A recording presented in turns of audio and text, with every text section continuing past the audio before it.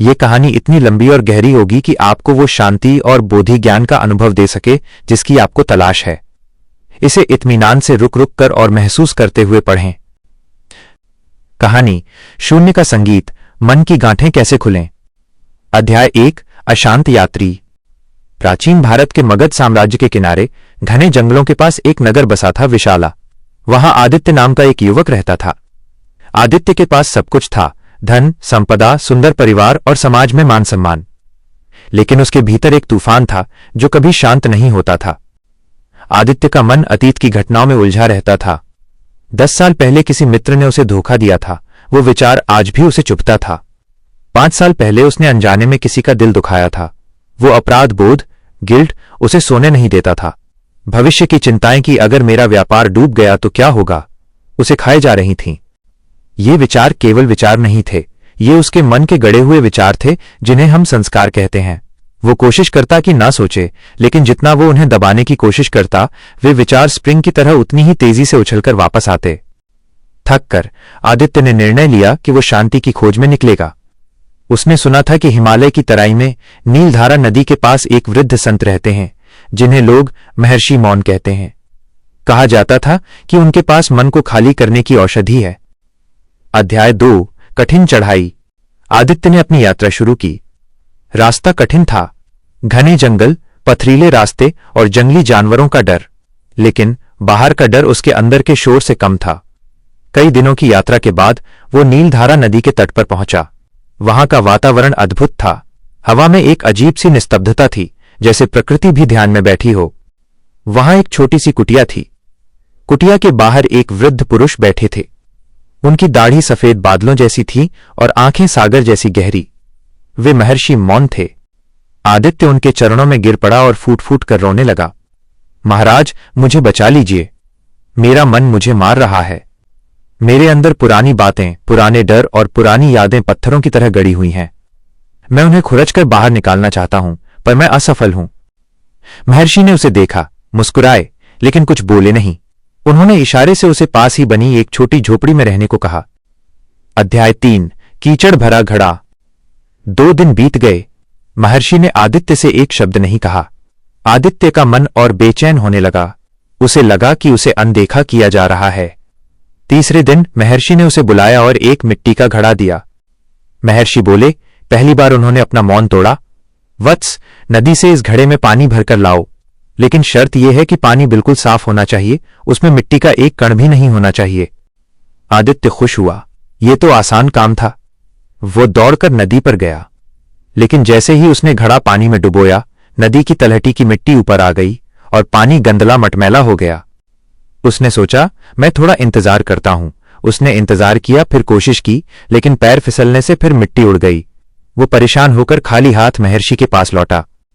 महाराज, नदी में मिट्टी बहुत है। जैसे ही मैं पानी भरने जाता हूं, नीचे जमी मिट्टी ऊपर आ जाती है। साफ पानी लाना असंभव है। महर्षि ने कहा, जाओ वहीं बैठो।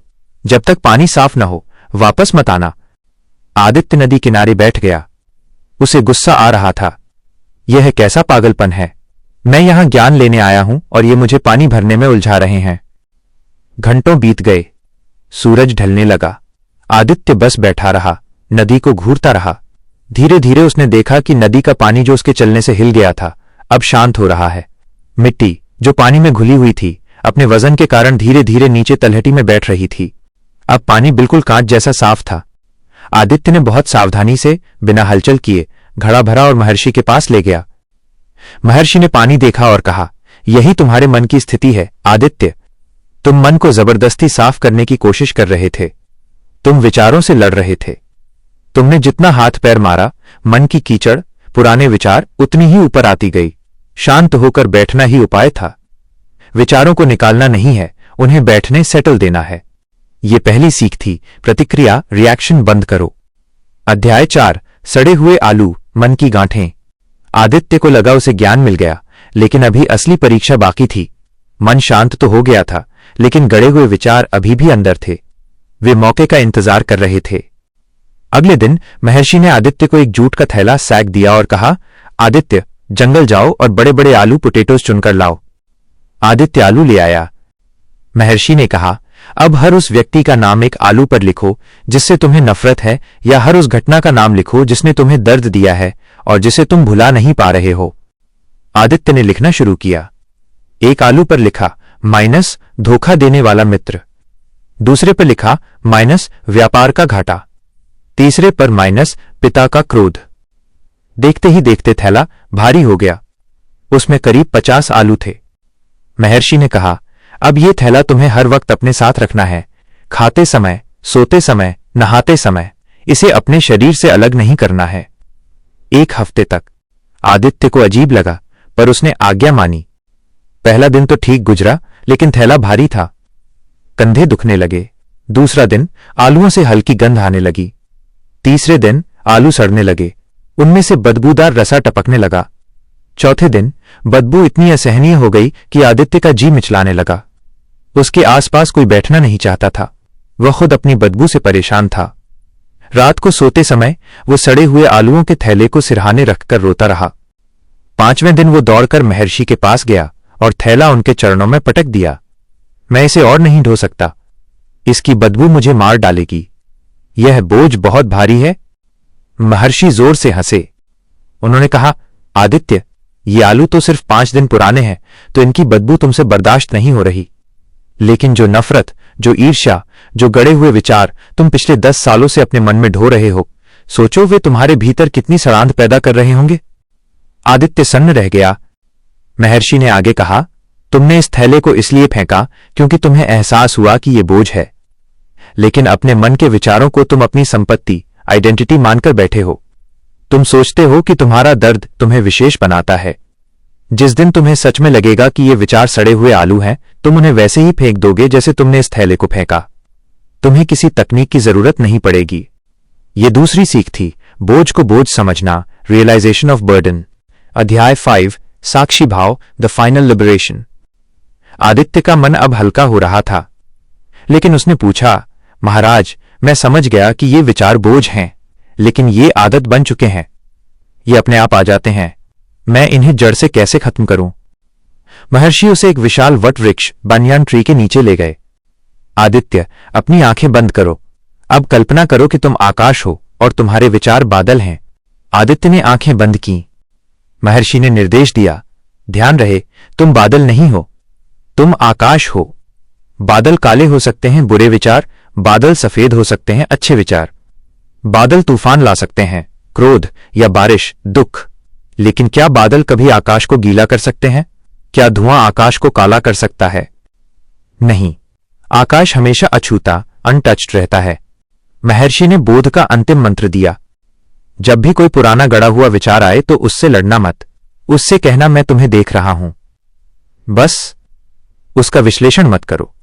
उसे सही या गलत मत कहो। बस एक गवाह, विटनेस की तरह उसे देखो, जैसे तुम सड़क पर आते जाते ट्रैफिक को देखते हो। आदित्य ने अभ्यास शुरू किया। एक पुराना विचार आया, मैं एक असफल व्यक्ति हूं। पहले आदित्य इस विचार से डर जाता था, लेकिन आज उसने आकाश बनकर देखा। उसने मन ही मन कहा, तारांकन, असफलता का विचार आया है, यह गुजर रहा है। और चमत्कार हुआ, क्योंकि उसने उस विचार को पकड़ा नहीं। वो विचार धुएं की तरह आया और उड़ गया। फिर दूसरा विचार आया, उसने मेरा अपमान क्यों किया? आदित्य ने फिर साक्षी भाव अपनाया, तारांकन, अपमान का विचार। ये भी एक बादल है, मैं आकाश हूं।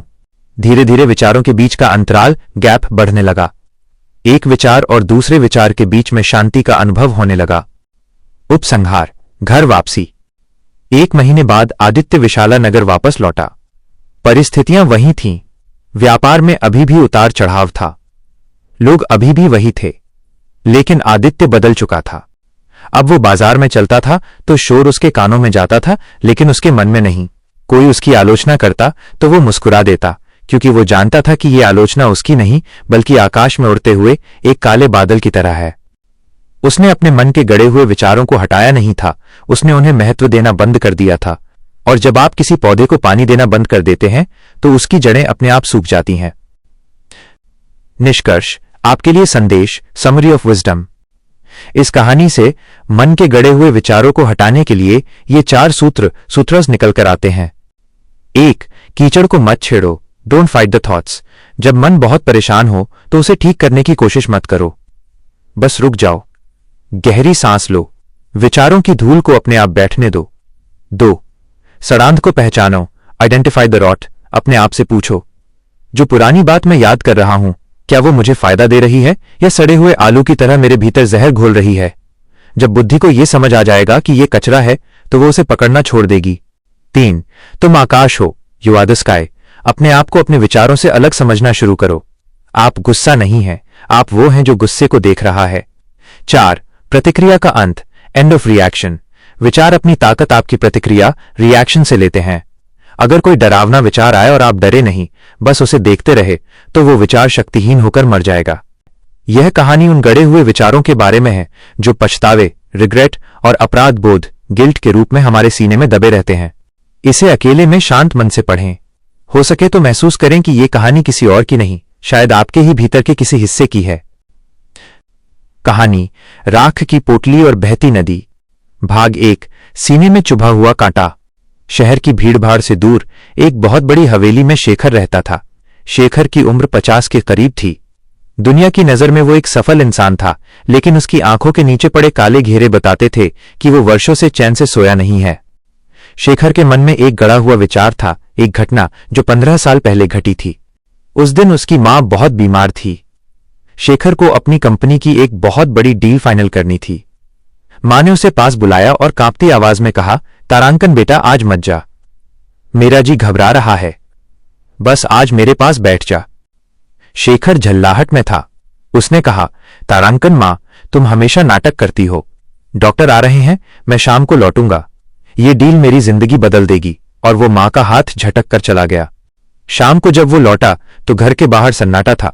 वो डील तो जीत गया था, लेकिन मां को हार गया था। मां जा चुकी थी।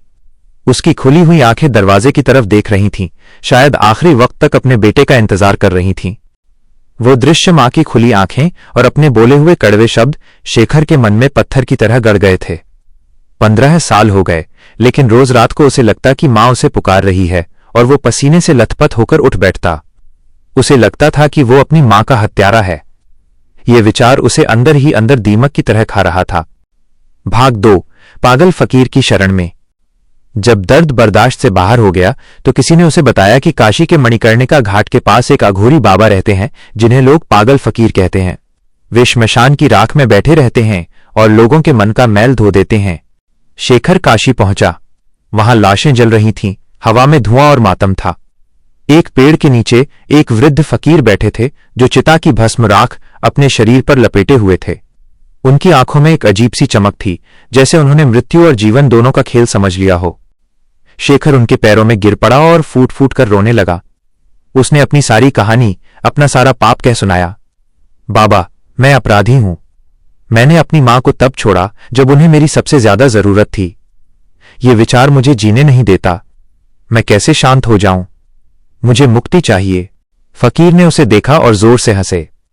उनकी हंसी श्मशान की खामोशी में गूंज उठी। उन्होंने कहा, तो तू लाश ढो रहा है? 15 साल से एक मुर्दे को कंधे पर रखकर घूम रहा है और पूछ रहा है कि कंधे क्यों दुख रहे हैं?